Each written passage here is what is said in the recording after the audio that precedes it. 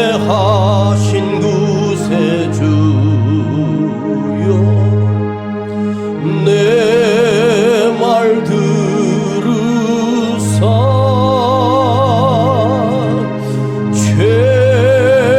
죄인노라 하실 때에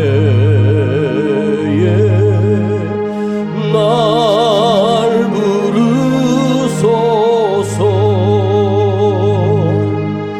주여 주여 내 말 들으사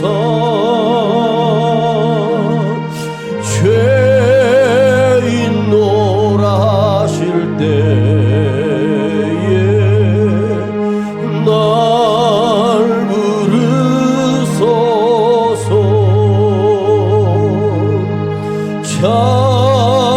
자비하신 보좌 앞에 꿇어 엎드려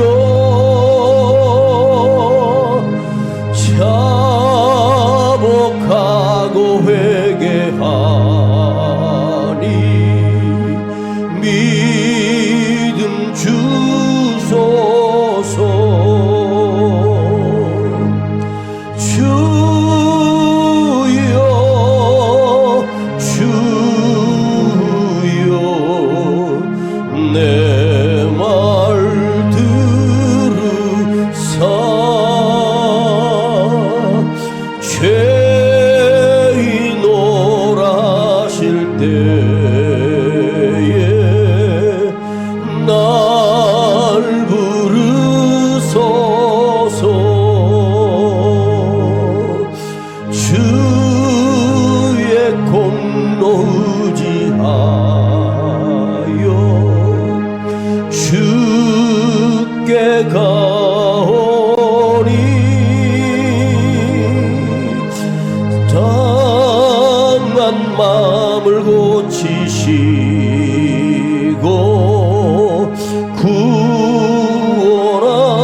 구원하소서. 주여 주여 내 말 들으사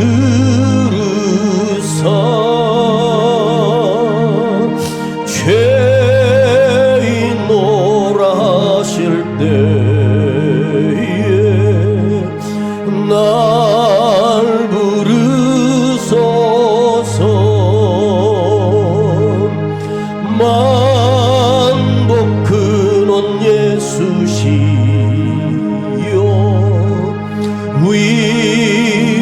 위로하소서. 우리 주와 같으시니 어디 있을까. 주여 주여 내 말 들으사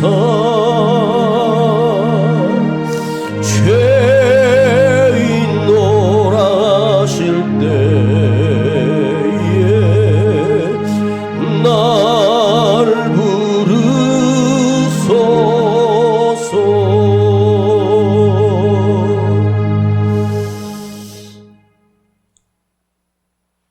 더럽고 추한 우리 죄인들을 불러주시고 구원하시기 위하여 주님이 이 땅에 오시고 십자가에 피 흘려 죽으셔 우리의 죄를 도말하여 주심을 감사드립니다. 오늘 밤에도 주님 앞에 진정한 예배와 영광된 예배를 드리도록 우리 마음을 다듬어 주시고 우리 마음이 오직 주를 향하여 서게 하시고 말씀을 듣는 말씀의 귀가 열려지게 하시고 이 말씀을 듣고 깨닫게 하시고 또 우리의 삶이 새로워지기를 간절히 원합니다. 주님 홀로 영광과 존귀와 찬송을 받으시옵소서. 나의 주님 되신 예수님의 이름으로 기도하옵나이다. 아멘. 자, 오늘부터 요한복음 6장을 묵상하겠습니다. 신약성경 요한복음 6장 1절부터 2절, 2절을 봉독하겠습니다. 요한복음 6장 1절과 2절입니다.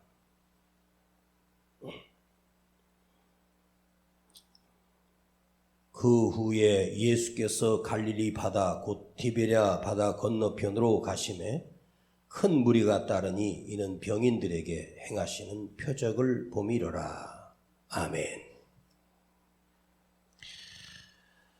하나님께서 우리를 만드시고 인간들이 이 땅을 살아가는 우리들이 지식이 필요하다면 하나님께서는 예수님을 보내실 필요가 없었습니다. 지식을 위해서 유명한 학자들과 타고난 학자들을 아마 이 땅에 보내지 아니하셨을까. 만일 인간이 기술이 필요하다면 하나님께서는 하나님이 보내신 위대한 과학자나 공학자들을 보내셔야 합니다.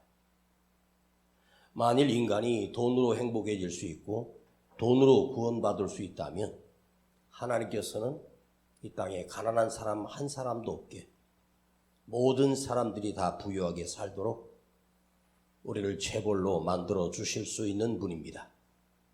그런데 하나님은 그런 사람을 보내신 것이 아니라 예수님을 이 땅에 보내셨습니다. 예수님을 보내신 이유가 무엇입니까? 죄로 인하여, 인간들이 지은 죄의 결과로 인하여 우리는 죽게 됩니다. 망하게 됩니다. 망할 수밖에 없는 우리를 영원한 생명을 주시고 구원하시기 위하여 하나님께서 예수님을 보내셔야 합니다. 예수님이 아니고서는 우리를 구원할 수 있는 길이 없습니다. 이 땅에 태어난 사람들 중에 위대한 사람들을 위인이라고 합니다. 석가모니는 인도에서 태어났습니다. 그의 신부는 왕자였습니다. 그러나 왕자의 자리를 박차고 밖으로 나와 스스로 홀로 고행의 길을 걷다가 나름대로 인생의 도를 깨우쳤습니다. 그러나 석가모니가 불교의 창시자로 많은 사람들이 불교 신자가 되었지만 불교에서는 절대로 영원한 생명을 얻을 수 있는 것이 없습니다. 중국에 공자가 와서 유교라고 하는 인간의 머리에서 나온 도덕 또 예의 이런 것들을 가르치면서 유교가 생겼습니다. 우리 대한민국도 우리 나이 드신 분들이 젊었을 때 유교를 많이 따랐습니다. 삼강오륜이니 남녀 7세 부동석이니 하면서 밤에 손톱을 깎으면 죽는다 이런 식으로. 그 사람들이 똑똑하고 뛰어나고 대단한 인물인 것은 틀림이 없습니다. 사람들이 그들을 존경을 할 수 있지만 그들 또한 인간이기 때문에 우리를 구원해낼 수 있는 능력이 없습니다. 우리의 존경을 받는다고 해서 그분이 우리의 생명을 살릴 수 있는 능력이 없다는 것입니다.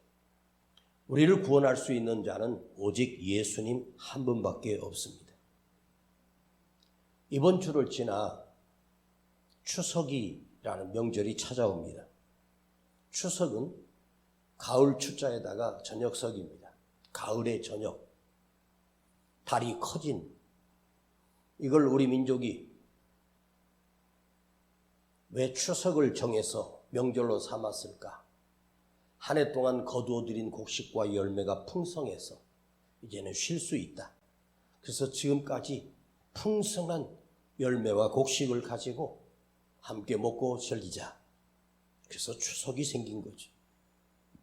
어릴 때는 추석이나 설날이나 무슨 명절이 올 때 그때 저는 행복했던 이유가 저희 엄마가 추석 때나 설날 때 새 옷을 사주셨고 먹을 것이 풍성해서 참 좋았습니다. 그런데 어른이 되고 나이가 들어 여러분 명절이라고 하는 것이 별로 기쁘지도 않고 오히려 명절이 괴롭고 슬픈 날이 될 수 있는 그런 시대가 됐습니다. 추석이 365일 지속된다고 해도 인간은 행복할 수가 없어요. 주님께서 이 땅에 오신 이유를 당신이 그 입으로 이렇게 말씀하셨습니다. 내가 곧 길이요 진리요 생명이니 나로 말미암지 않고는 아버지께로 올 자가 없느니라. 예수님이 자기 자신이 길이요 진리요 생명이라고, 예수님이 길이요 진리요 생명이라고 말씀하셨습니다. 예수님을 통과하지 않고는 하나님 나라에 갈 수 없다는 거예요. 마태복음 1장에도 예수님이 이 땅에 태어나실 때 이렇게 일러주었습니다. 네가 잉태하여 아들을 낳으리니 그 이름을 예수라 하라. 구원자라 하라. 그가 자기 백성을 죄에서 구원할 자이니라. 그가 자기 백성을, 하나님의 백성을 구원할 자다. 성경을 시작할 때 왜 예수님이 오신 이유를 성경에서 말씀하고 있습니까? 예수님은 병을 고치러 오신 것이 아니에요. 그러나 이스라엘 사람들은 오늘 본문에 많은 병든 자들이 주님을 따랐습니다. 병을 고치기 위하여. 문제가 있어서 주님께 찾아왔습니다. 주님이 물론 배고픔도 해결하셨고 풍랑도 다스리시고 병든 자도 죽은 자도 살리시는 능력을 가지고 계셨습니다. 그러나 그 이적과 표적 안에는 내가 너희를 구원한다라고 하는 표적이, 구원의 메시지가 반드시 담겨 있습니다. 자, 신약 성경 처음으로 예수님이 오신 이후로부터 시작된 하나님의 말씀의 첫 구절이 바로 주님께서 말씀하실 때 내가 너희를 구원하기 위하여 왔다. 자기 백성을 죄에서 구원하시기 위하여 왔다. 믿음을 가졌다는 것은 무엇입니까? 믿음을 가졌다는 가장 중요한 원칙은 나를 죄에서 주님이 십자가로 통하여 구원하셨다. 이것이 바로 믿음의 시작입니다. 내가 앞으로 살아가 또 이어가야 되고 인내해야 되는 많은 삶들이 성공이나 부자가 되는 것이 아니라 내가 죄에서 구원받기 위하여 예수님께 나와 주님을 경배하고 예배를 드리고 말씀을 듣는 것입니다. 그래서 우리는 내가 죄인이라는 사실을 철저하게 깨달아야 합니다. 그리고 이 죄를 해결하시고 이 죄를 용서하실 분은 오직 예수님 외에는 길이 없다. 예수님을 인하여 나는 구원받을 수 있는 길이 유일하게 있다. 석가가 내가 길이요 진리요 생명이라고 말하지 못합니다. 왜? 그도 인간이기 때문입니다. 그래서 우리는 바르게 살다가 예수님을 영접하고 예수님을 믿는 것이 내 생애의 목표가 되고 목적이 되어야 됩니다. 오늘 본문 6장을 시작합니다. 1절에 그 후에 예수께서 갈릴리 바다 곧 디베랴 바다 건너편으로 가시매. 그 후라는 말은 그 이전에가 있었다는 말이에요. 그 이전에 무슨 일이 있었습니까? 요한복음 5장이 있었습니다. 요한복음 5장에 예수님께서 유대인의 명절이고 유대인의 절기 안식일 날 주님이 베데스다 연못에 오셔서 38년 동안 누워있는 죽은 거나 다름없는 겨우 숨만 쉬고 있는 38년 동안 그 연못 앞에 누워 물이 동하기를 기다렸던 이 38년 동안 누워 병든 사람을 찾아오셔서 그에게 네 자리를 들고 걸어가라 말씀하심으로 그가 그 자리에서 일어나 자기 자리를 들고 걸어가게 됩니다. 그는 38년 동안 누워있는 병자라면 그는 절대로 다시는 일어설 수 없는 사람입니다. 죽은 자나 마찬가지죠. 그런데 나중에 주님께서 그 사람을 다시 만나서 이렇게 말씀하셨어요. 다시는 죄를 범하지 말라. 이 38년 동안 누워있는 이 사람의 병의 원인이 죄로 인하여 그가 거기에 누워 있었던 거예요. 그러니 너는 다시 일어났으니 다시는 죄를 짓지 말라. 이렇게 말씀하셨어요. 그런데 문제는 그날이 안식일이었어요.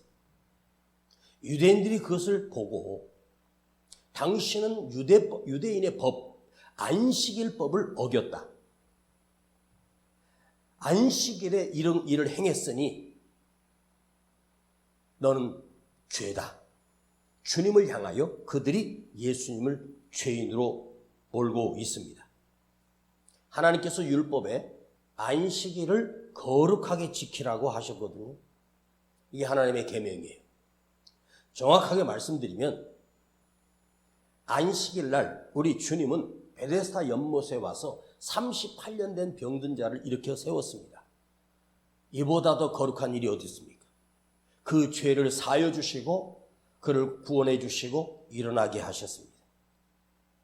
죄인을 새롭게 하셨고 용서하시고 그를 낫게 해주시고 다시 살게 해주셨습니다. 지난주 수요 예배 때 모세 율법을 너희가 알면서 그 모세 율법의 주인이 내가 왔는데 너희는 나를 모르느냐? 너희들이 그렇게 생명처럼 아끼는 그 율법을 준 자가 바로 나다. 내가 율법의 주인이고 내가 율법을 너희들에게 알려주었다. 그러나 너희는 도무지 나를 믿지 아니하다. 너희 안에는 하나님을 사랑하는 사랑이 전혀 없다. 자, 요한복음 5장 42절을 한번 보세요. 바로 위에 있지요? 요한복음 5장 42절에 보면 다만 하나님을 사랑하는 것이 너희 속에 없음을 알았노라. 47절에 보겠습니다. 그러나 그의 글도 모세가 새겨진 하나님의 율법도 믿지 아니하거든 어찌 내 말을 믿겠느냐. 모세에게 주셨던 그 계명과 율법을 너희들이 지킨다고 하면서 그 글도 믿지 아니하면서 그 율법의 주인 대신 하나님이 오셨는데 어찌하여 내가 직접 와서 내 입으로 친히 너희들에게 말하는데도 너희는 어찌하여 내 말을 믿지 않느냐. 내 말을 너희가 믿겠느냐. 주님의 이 말씀은 진짜 이루어졌고 유대인들은 예수님을 끝까지 믿지 않았습니다. 자, 그 후에는 그러니까 지금 이 6장으로 넘어가면서 5장의 사건과 6장의 사건의 시간의 초점을 보면 꽤 많은 시간이 흐른 거예요. 최하 2년이나 3년 뒤에 주님이 다시 그 후에 갈릴리 바다, 디베랴 바다 건너편으로 가셨다. 그 후에. 그러니까 주님께서 2년 전, 3년 전에 예루살렘을 방문하신 이후에 무려 2년이나 3년이 지난 후에 그들은 38년 동안 누워있는 자를 일으키셨고 그것을 알고 보았던 그들이 2년 뒤에도 그 후에도 예수를 믿지 않았다. 여러분, 저는 설교할 때 어느 한 핵심을 가지고 그걸 향해서 그걸 묵상하고 그것을 말씀으로 표현하고 그것을 선포합니다. 왜냐하면 첫째, 둘째, 셋째, 넷째, 다섯째 이렇게 하다 보면 인간의 기억력이라고 하는 게 아무것도 생각 안 나거든요. 딱 한 가지를 얘기하려고 그러는 거예요. 야, 그 시간이 그렇게 지난 후에 내가 다시 왔는데 너희는 그 후에도 변하지 않았어.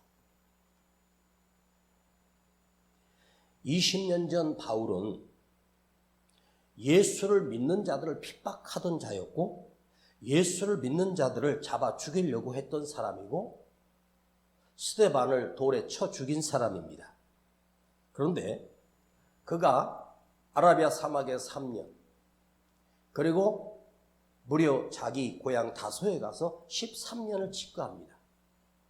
그러니까 합쳐서 16년 거의 한 20년 가까운 시간에 사도 바울이 예수의 사람으로 변화가 일어나서 다시 예루살렘에 와서 예수님의 제자들과 사도들과 함께 복음을 전하고 싶어서 왔습니다. 그러나 그들은 여전히 사도 바울을 받아들이지 않았고 사도 바울을 용납하지 않았습니다. 예수님을 죽이려 했던 자가 이제는 예수를 믿어야 산다는 사실을 바울이 깨닫고 그 안에 오직 예수밖에 없었고 십자가밖에 없었던 그 사람이 다시 왔어. 그 사도 바울은 그 시간 뒤에 그 후에 위대한 선교사 사도 바울로 변화가 되어서 유대 땅을 찾았습니다. 그리고 이방으로 가서 복음을 전하는 동안 그는 단 한순간도 주님을 놓지 않고 오직 예수를 전하며 복음을 전하다가 목배임을 당해서 죽습니다. 유대인들은 평생 태어나자마자 율법을 배우고 율법을 외우고 율법을 읽고 성경을 읽습니다. 성경을 수십 번, 수백 번 고백하고 말로 고백하고 그 말씀을 내가 믿는다고 안다고 생각했었습니다. 그러나 중요한 것은 유대인들의 가장 무서운 특징은 뭐냐? 하나님의 율법을, 하나님의 말씀을, 성경을 많이 읽고 많이 듣고 많이 외워서 착각을 하는 거예요. 내가 의인이라고 하는 착각을 하는 거예요. 그런데 사실은 그들은 가장 더럽고 추한 죄인들이었습니다. 유대인들이 율법을 알기 때문에 내가 율법을 배웠기 때문에 나는 하나님의 자녀라고 착각을 하는 거예요. 하나님의 자녀가 된다라고 하는 말은 성경을 안다고 하나님의 자녀가 되는 것이 아니라 성경을 믿어야 하나님의 자녀가 되는 거예요. 여러분들이 하나님의 말씀을 안다고 해서 내가 예수를 믿는다고 착각하지 마세요. 하나님의 말씀을 믿어야만 내가 진짜 하나님의 자녀가 되고 그 백성이 되는 거예요. 그들은 죄인임을 절대 모르고 그래서 예수는 나와 상관없는 자라고 그들은 고백하며 그렇게 착각하고 살았던 사람입니다. 나는 모세의 계명을 지켰다. 여러분, 죄인임을 모르기 때문에 예수가 나에게 필요 없잖아요. 나를 구원해내는 자가 필요가 없어요. 왜? 자기는 율법대로 살았고 율법을 지키며 살았기 때문에. 그들은 특별히 바리새인들은 하나님의 율법을 철저히 지키고 거기다가 더해서 금식까지 하고 10의 1을 드리고 거룩한 안식일에 예배를 드리고 특별한 옷을 입고 길에서 두 손을 들고 기도하며 사람들이 볼 때 바리새인들을 존경하기 시작했습니다. 그러나 주님은 그 바리새인들을 향하여 이 썩어 문드러진 시체야, 썩고 더러운 자들아, 회칠한 무덤이라고 주님이 그들을 책망하셨습니다. 여러분, 비가 막 쏟아지면 골짜기에 있는 물들이 막 섞여서 또랑으로 흘러다가 작은 강을 만나고 큰 강을 만나면 흙탕물들이 막 그 계곡으로 막 쏟아지지 않습니까? 물이 이렇게 흐르는 데 보면 다 흙탕물입니다. 흙탕물인데 이 흙탕물이 이제 비가 그치고 며칠 지나고 나면 그 흙탕물이 맑아지기 시작합니다. 왜냐하면 그 흙탕물이 땅으로 가라앉거든요. 그리고 맑은 물로 그 물이 정화가 돼요. 물이 그래요. 흙탕물이었지만 곧 맑아집니다. 그런데 인간은 시간이 지나면 맑아지고 거룩해지는 것이 아니라 나이가 들수록 더 큰 죄를 짓고 사는 것들이 인간입니다. 자기가 오래 예수를 믿고 말씀을 들었다고 해서 자기가 의인이고 구원받았다는 착각 속에 살아요.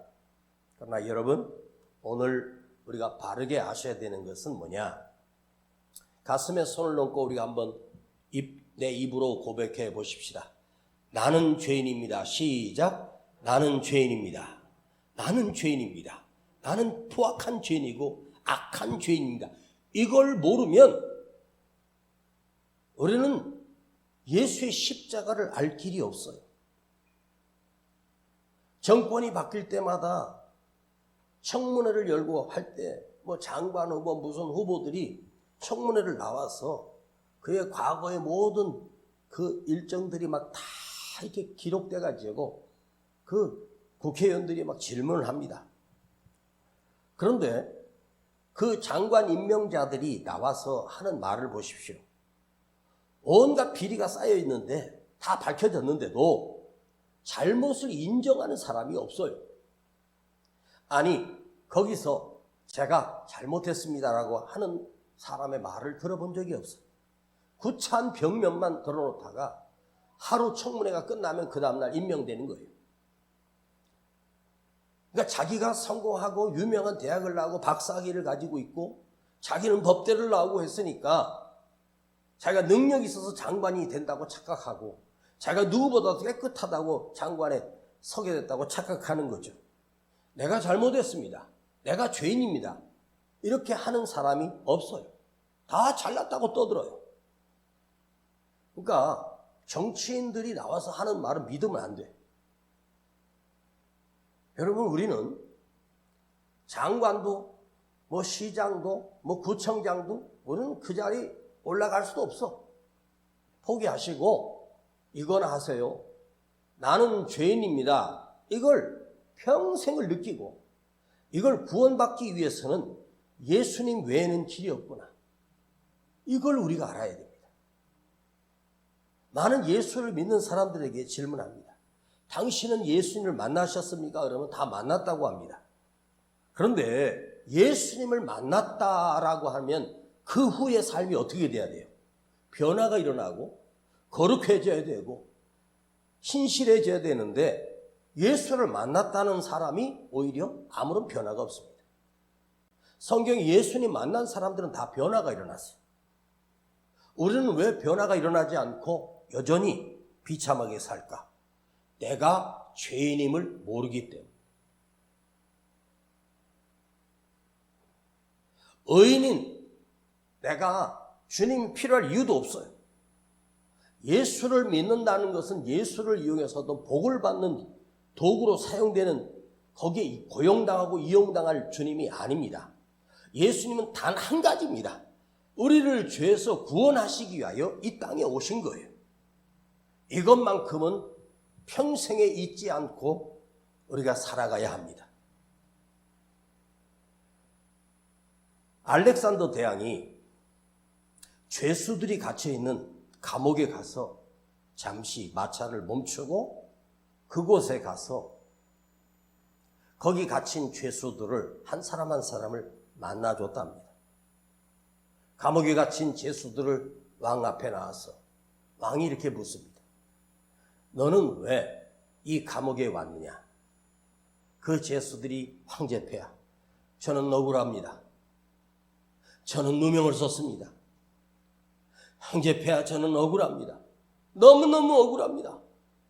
다 그러더래요. 그래서 옆에 있는 그 감옥을 지키는 자에게 물어봤더니 사람을 죽이고 도둑질하고 못된 짓을 많이 한 기록이 다 있어요. 일단 자기는 억울하다는 거예요. 뭐가 억울한지, 뭐가 억울하겠습니까? 잡히지 않았어야 되는데 잡혔다는 거죠. 자, 근데 한 죄수가 왕 앞에 나왔습니다. 너는 무슨 죄를 지어서 이 감옥에 왔느냐? 황제폐하, 저는 저희 자식들이 배고파 굶어 죽을 때 옆집에 담을 넘어가 곡식을 훔쳐와서 우리 자식들을 먹이다가 걸렸습니다. 저는 남의 집에 도둑질을 한 죽을 죄인입니다. 저는 당연히 이 감옥에 있어야 합니다. 그 말을 들은 알렉산더 대왕이 그 사람에게 사면을 선포해 줬습니다. 이 사람을 당장 사면하고 그 집을 고쳐주고 그 집에 평생 먹을 곡식을 갖다 주고 그의 신분을 다시 회복시키라고 왕이 명령을 했답니다. 우리나라 감옥에 들어간 사람들 중에 안 억울한 사람이 하나도 없어요. 유죄가 다 났는데도 다 억울하대요. 판결로, 인간이 만든 법의 판결로도 유죄가 됐다는 거예요. 근데 우리는 인간이 만든 법에 대해서 그 죄가 아니라 하나님의 말씀 앞에서, 그 의로운 앞에서 추하고 더러운 죄를 평생을 지으며 살아가는 인간이 바로 우리 자신들입니다. 왜 십자가가 있습니까? 십자가가 있는 이유는 우리 모두가 죄인이기 때문에 주님이 십자가에 죽으셔야 합니다. 죄 없는 자에게 십자가는 아무 의미가 없어요. 그러면 우리가 나중에 천국에 갈 때 거기에 예수를 믿지 않고 천국에 온 사람이 단 한 사람이라도 있을까요? 예수를 믿고 구원받은 사람만 오는 것이 바로 천국입니다. 인간은요, 태어나면서부터 죄덩어리고 살면서 온갖 죄를 짓고 마음으로 죄를 짓고 생각으로 죄를 지으며 그렇게 살아가는 것들이 인간이고 우리 모두입니다. 저 자신도 마찬가지.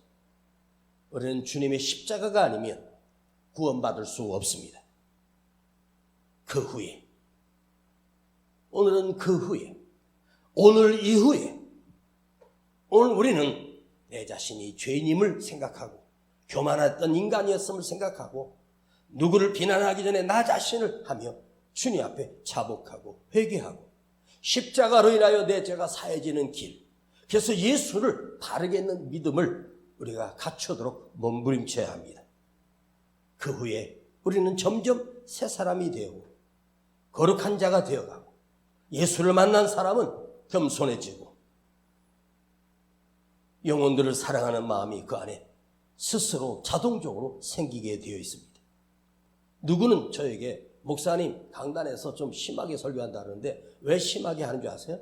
하도 교만해서 안 깨지니까 제가 좀 그렇게 하는 거예요. 그리고 사실은 이 설교는 내가 내 자신에게 하고 있는 거예요. 새 사람이 되어야 합니다.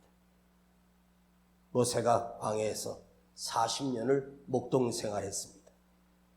모세가 광야 40년을 목동 생활했을 때 40년이 지난 그 후에 하나님께서 모세를 불러 세우셨습니다. 왜 하나님께서 모세를 불렀을까요? 40년의 삶이 모세의 그 후의 삶을 겸손하고 온유하고 하나님만 의지하는 겸손한 자로 그 후에 모세가 이전에 교만한 모세가 아닌 겸손하고 신실한 모세로 변화가 일어났을 때 하나님께서 모세를 불러 당신의 능력과 지팡이를 주시며 하나님의 백성을 구원하게 하시는 능력의 도구로 하나님께서 사용하셨습니다. 오늘도 주님은 우리를 찾고 계시고 만나시기를 원합니다. 주님은 누구를 만나 주실까요? 왜 주님 곁에는 가장 더럽고 추한 창녀인 막달라 마리아를 통해서 당신의 부활의 첫 증인으로 세우셨을까요? 예수님의 12제자 중에 최소한도 요한이나 베드로 정도여야 되지만 베드로도 아니었고 사도 요한도 아니었습니다. 예수님이 부활한 첫 번째 목격자가 바로 막달라 마리아였습니다. 왜 그랬을까요? 막달라 마리아는 과거의 삶은 창녀처럼 더럽고 추하게 살았습니다. 그러나 예수님을 만난 후 그는 거룩한 자가 되었기 때문입니다. 그래서 부활을 처음으로 목격하게 되고 그 빈 무덤가에서 부활하신 주님의 얼굴을 보게 되고 내가 예수를 보았다고 가서 외치기 시작했고 닫혀있는 다락방의 문을 두들기며 내가 예수를 만났다. 부활의 첫 증인으로 삼으신 이유는 과거에는 비참한 여인이었지만 예수를 만난 후에 그는 오직 주님을 사랑하는 마음으로 그 새벽에 그 시신에 향유를 발라주러 갔다가 부활하신 주님을 만나게 됩니다. 예수님의 시신이 없어지자 막달라 마리아는 통곡하며 거기서 울어댑니다. 그때 주님이 나타나셔서 울지 말라. 깜짝 놀라. 그가 동산직인 줄 알고 우리 예수님의 시신을 누가 훔쳐갔냐고. 그의 눈을 열어 부활하신 주님을 보게 하셨습니다. 그가 통곡하며 울었던 것은 예수님의 시신이 없어졌기 때문이었지만 예수님의 시신이 없어졌기 때문에 그가 부활했다는 증거였고 그 부활하신 주님이 그 여인을 만나주셨고 온 세상에 예수님의 부활을 그 한 사람을 통해서 전파되게 하신 생명의 도구가 된 거예요. 여러분, 우리 인생도 비참하고 희망이 없는 인생입니다. 그러나 우리의 삶이 그 후의 삶이 새 사람이 되고 겸손해지고 진정한 그리스도인이 되므로 주님께서 우리를 거룩한 도구로 사용하실 것을 믿으십시오. 그렇게 사십시다. 이 명절에도 말입니다. 기도하겠습니다. 아버지 하나님, 우리는 예수를 믿을수록 스스로 자기가 의로워진다고 착각하며 자기가 교만하고 더 큰 죄를 짓고 있는지를 모르고 사는 비참하고 교만한 자입니다. 주여, 내가 주님의 말씀을 듣고 주님을 만난 그 후에 주님이 나의 병을 고쳐주는 예수가 아니라 나의 죄에서 구원하시는 구주심을 바르게 믿게 하여 주셔서 진정으로 주님을 믿는, 진정으로 주님을 사랑하는 거룩한 그리스도인이 되기를 간절히 원합니다. 오 주님, 고백합니다. 나는 죽을 수밖에 없는 죄인입니다. 나는 더러운 죄인입니다. 추악한 죄인입니다. 주여, 그래서 나는 주님이 필요하고 주의 십자가가 필요합니다. 주여, 주여 나를 구원하여 주시고 나의 죄를 사하여 주시옵소서. 예수님의 이름으로 기도하옵나이다. 아멘.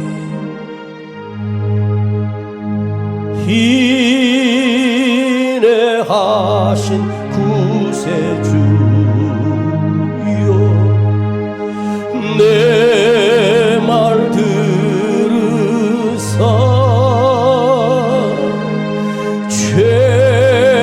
죄인오라 하실 때에 날 부르소서. 주여 주여 내 말 들으사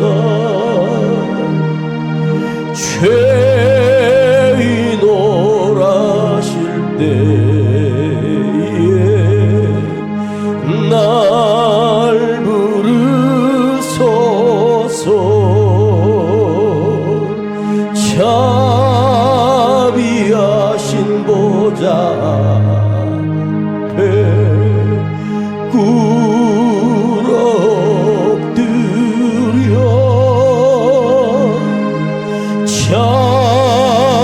자복하고 회개하니